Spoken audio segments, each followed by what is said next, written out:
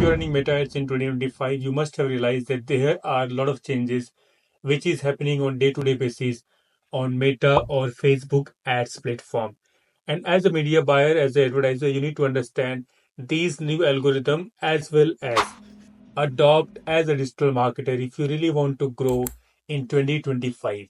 So in this video, I'm going to explain the very important algorithm changes which is happening on Facebook ads, and I'm going to share you the way forward as a media buyer which you need to follow this year.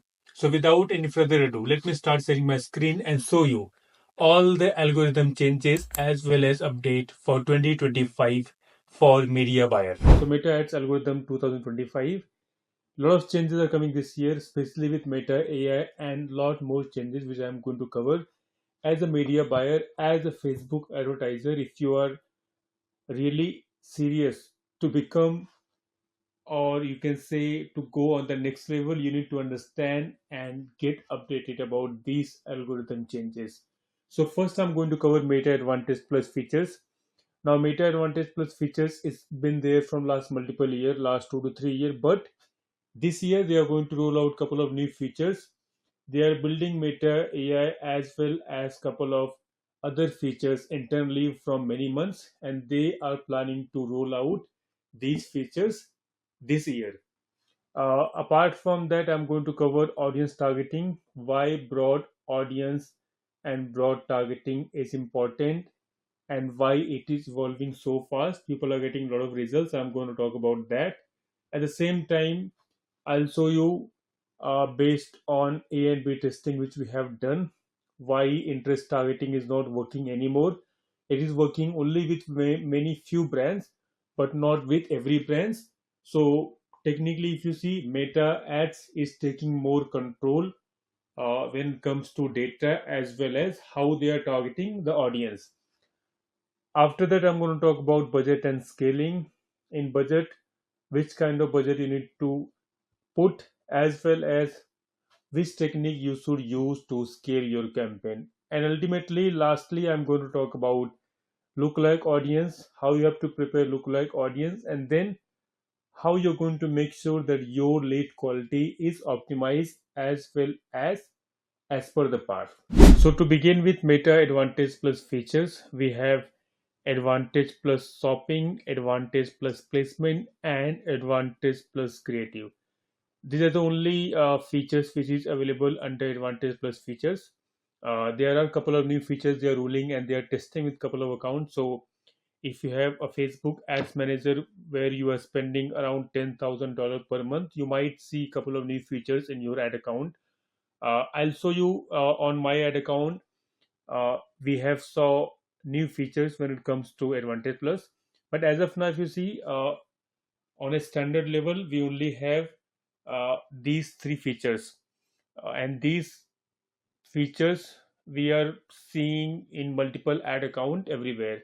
So in Shopping Plus, if you see, you'll get a control where you'll have a presets, and with that preset, Facebook will basically do the placement as well as decide the audience for your campaign. That means Facebook will have entire data, and based on that data, they are going to target the audience for you, and you're able to get the conversion. Now, for this campaign, what I have seen personally is that in couple of e-commerce brand we have got good ROS, good conversion, but in many niches and industries, the performance is not that good.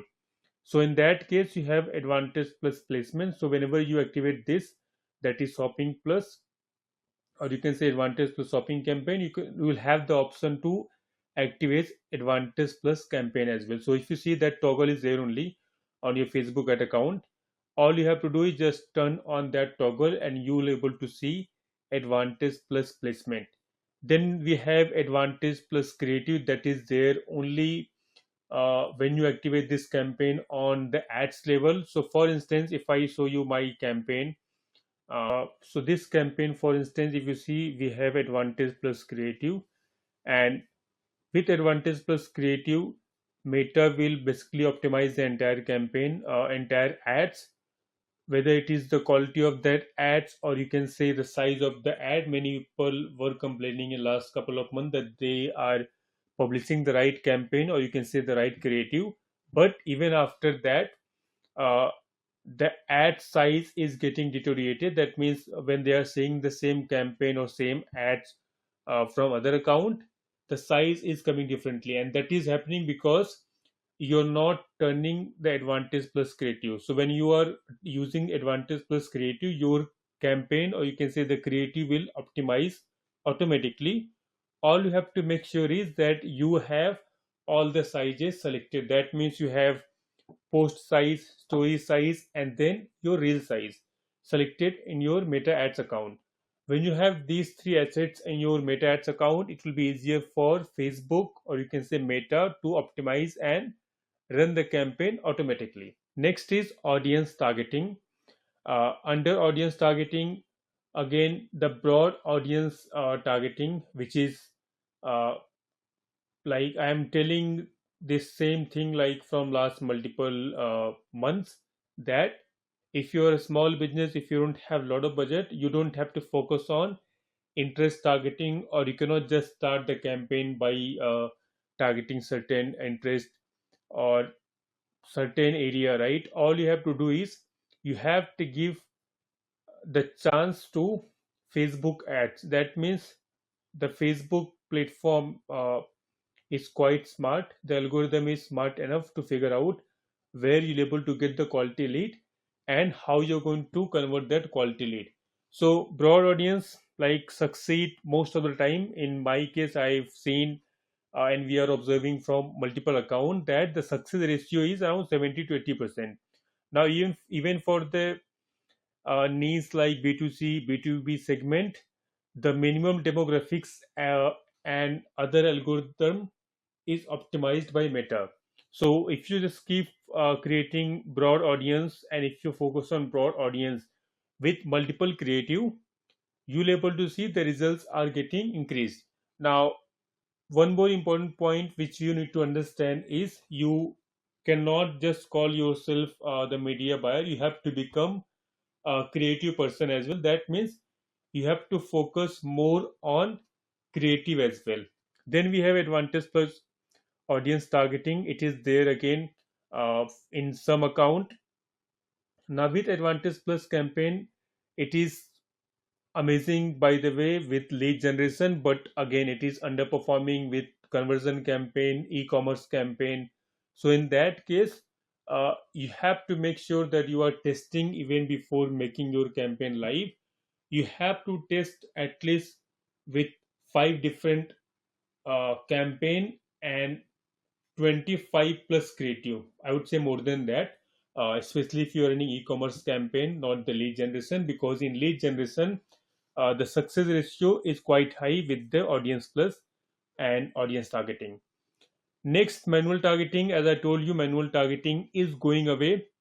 You'll able to observe that in next couple of months, a lot of interest which we used to use and people had a lot of strategy when it comes to creating interest, those things are going away. Just so if you just go to Facebook ads and start searching certain interest, they are not available anymore. Or even if you run the campaign with interest, your CPL or cost per conversion will be very high.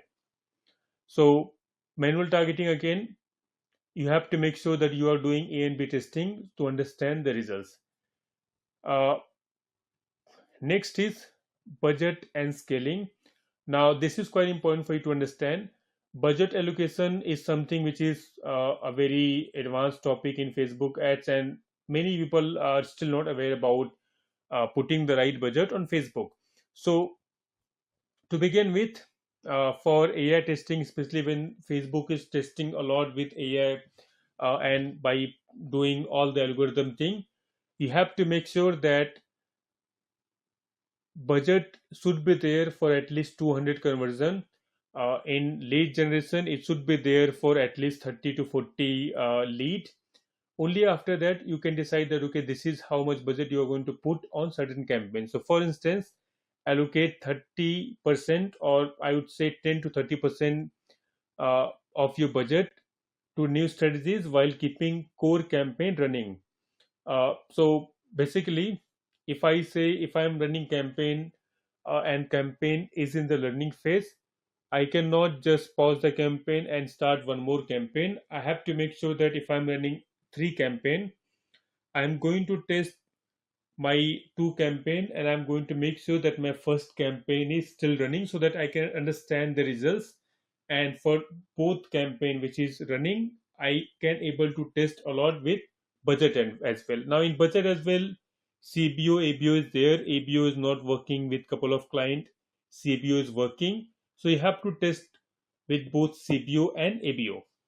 Now, what is CBO and ABO? I'm going to explain in another video, but for now, the budget allocation part is quite clear.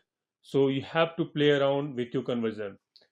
For the testing cycle, what I believe is which you should do as a media buyer is you should have an initial check. That means when you start the campaign from 4 to 6 hours, you have to pause ads if there is no conversion. So within 6 hours, if you seeing after learning phase, if your ads is not getting any conversion, not any lead, you immediately need to pause the campaign. Next is midpoint review. That means after 8 to 9 hours, or you can say 10 hours, if you are pausing the campaign which is unprofitable. So let's say you have got a campaign where your CPL is around 20 to $25 or around $15, I would say, for certain categories. In that case, you have to pause ad set, not all the campaigns. So you have to make sure that while pausing the campaign as well, you need to give enough time. And these pauses, by the way, whatever I'm telling you, these things are only viable after your learning phase. That means when you start the campaign, you of course have to give 12 hours to the campaign so that it can complete the learning phase. Now next is automation tool. Couple of automation tool which is there, and couple of AI tool which is very important for you to understand and for you to automate. That means you have to use this AI tool in order to become a superstar, you can say, in media buying. First is BigSpy. You have to integrate BigSpy into your workflow. And then next is Zelster. This is one more tool which I'm using. I'm testing on multiple campaign. This tool helps you to optimize your bidding, budget, and targeting for the maximum ROI. Zapier, as many of you are aware, it is very important when you set any workflow or when you automate your lead or conversion. Now, this tool we are using a lot for the lead gen only. But for e-commerce, you can still use when you are starting to do your sequences for SMS and email. Next is Hunch. I recently started using this, so I'm going to give the review for this tool as well. But this tool is quite helpful if you're trying to understand the prediction. That means if you are uh, meeting someone where they are saying they have this much budget, you can predict that this can be the CPL or this can be the CPM they are going to get when you use Hunch tool.